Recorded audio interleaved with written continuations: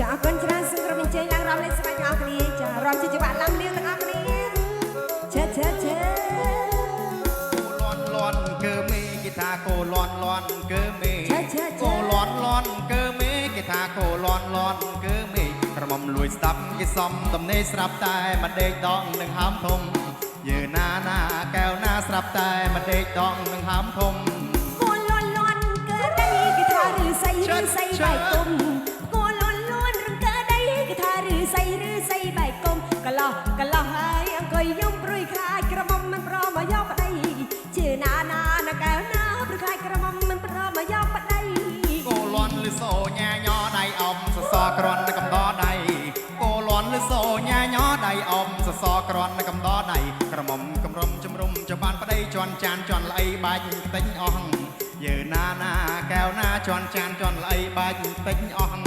ឡងត្រាំងហើយវិយំត្រសណោបងបលញ៉ែញ៉ងត្រាំងហើយវិយំត្រសណោបងបលញ៉ែញ៉ងមិនដឹងបងគិតចឹងសោះអើយអនស្រណោប្រមួយឲ្យជីវិតជាណាកែវណាអូនស្រណោប្រមួយឲ្យជីវិតអើយ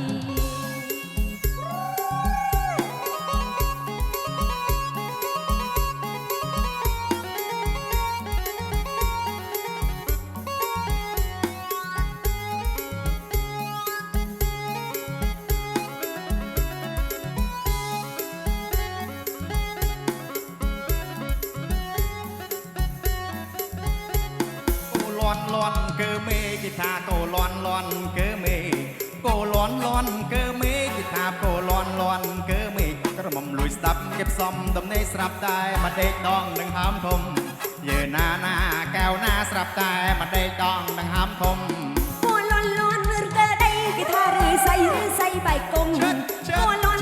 ឬក៏ដៃគេថាឬស័យបែកគុំកលោះហើយអង្គុយយំព្រួយខ្លាចក្រមុំមិនប្រមកយកប្តី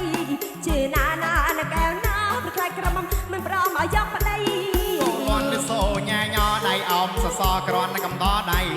គោលន់ឬសូញ៉ាញ៉ដៃអមសសក្រន់កំដដៃក្រមុំកំរុំជំរុំចំបានប្តីជន់ចានជន់ល្អីបាច់ពេញអស់